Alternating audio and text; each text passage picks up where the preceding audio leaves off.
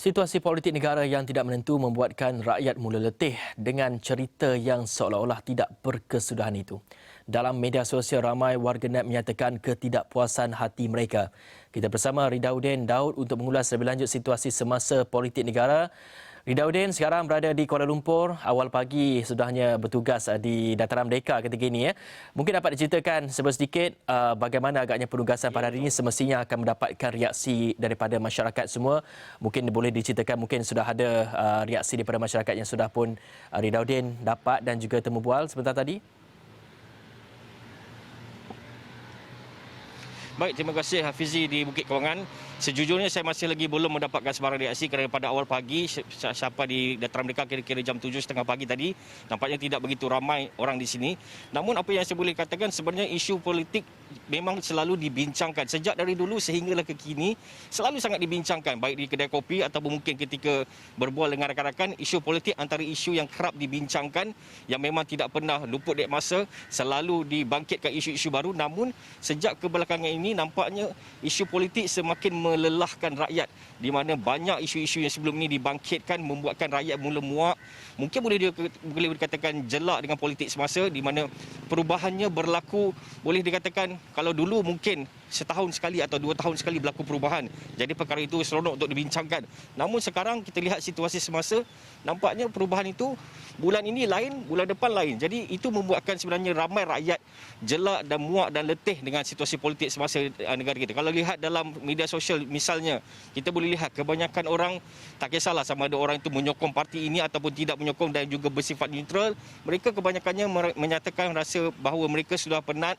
Rasanya sudah tiba masanya untuk ahli politik berhenti berpolitik kerana negara sekarang berdepan dengan situasi yang lebih besar iaitu COVID-19 yang setakat ini sudah meragut ratusan nyawa di Malaysia dan semalam saja merekodkan 10 kematian yang merupakan tertinggi dalam sejarah di Malaysia. Jadi perkara-perkara ini sebenarnya membuatkan rakyat Malaysia semakin penat, sudah tidak larat lagi untuk melayan kerenah politik, ahli-ahli politik yang sentiasa berubah dari sebulan lepas lain cakapnya, bulan ini lain cakapnya, bulan depan juga mungkin dijangka lain cakapnya.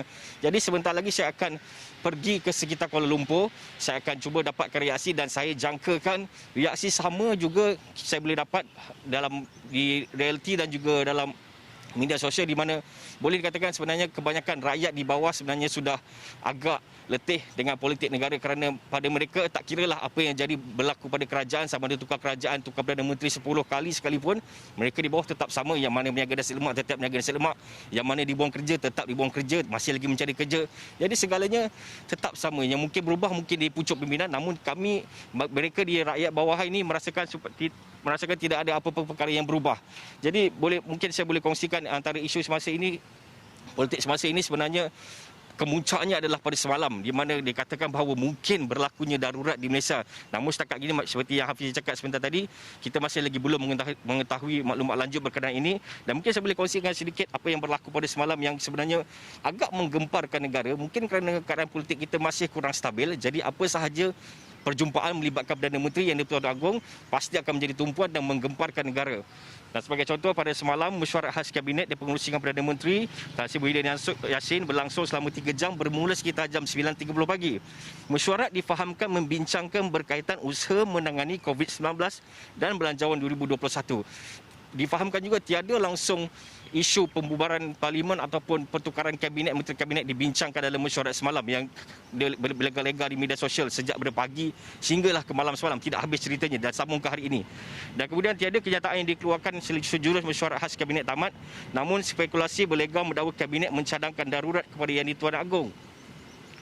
Tan Sri Muhyiddin Yassin kemudian bertolak ke Istana Abdul Aziz, Indera Mahkota, Kuantan untuk menghadap Yang di-Tuan Agong dan tiba tepat jam 4.30 petang. Tan Sri Muhyiddin Yassin pula dilihat meninggalkan perkarangan Istana Abdul Aziz, Indera Mahkota, Kuantan sekitar jam 7.10 malam. Mesyuarat khas COVID-19 yang dipengerusikan sendiri oleh Perdana Menteri dijadualkan pada pagi Sabtu ini selepas angka korban harian macam seperti saya sebut semalam, seperti saya sebut tadi, angka korban harian terbaru merekodkan tambahan 10 kes. Jadi kesimpulannya boleh dikatakan rakyat sebenarnya sudah agak penat. Memang kalau boleh dikatakan mana-mana pun kalau bercerita pasal politik, memang mereka sudah penat. Dan mungkinlah saya boleh ulang kembali titah Yang di-Pertuan Agong baru-baru ini mengatakan bahawa istiadat pembukaan penggal ketiga Parlimen ke-14 bulan Mei lalu Seri Paduka Baginda menegaskan ahli politik seharusnya tidak mengakhiri perbezaan pendapat dengan permusuhan, tetapi sebaliknya menyelesaikan permasalahan melalui perundingan. Dan saya fikir itulah yang perlu dilakukan semua ahli politik di Malaysia sekarang ini, Hafizi. Baik, terima kasih Ridauddin Daud. Yang pasti Ridauddin akan mendapatkan sendiri maklum balas daripada rakyat-rakyat terutamanya di Kuala Lumpur. Kita melihat kepada isu COVID-19 ini dan juga di sekitar Selangor ini, isu politik ataupun isu COVID-19 ini dari segi jumlah kes semakin meningkat dan sebagainya. Yang pasti kita tidak perlu cemas dengan isu darurat pada masa kini melihat kepada situasi semasa pada masa kini kerana ia tidak sama langsung dengan isu darurat 1969 yang melibatkan kepada ketidaktenteraman awam dan sebagainya, kerana isu darurat ataupun spekulasi mengenai pengisytiharan darurat pada masa kini adalah melihat kepada isu kita nak menentang COVID-19, begitu juga kita ingin menyelesaikan isu ekonomi dan juga isu politik sekaligus.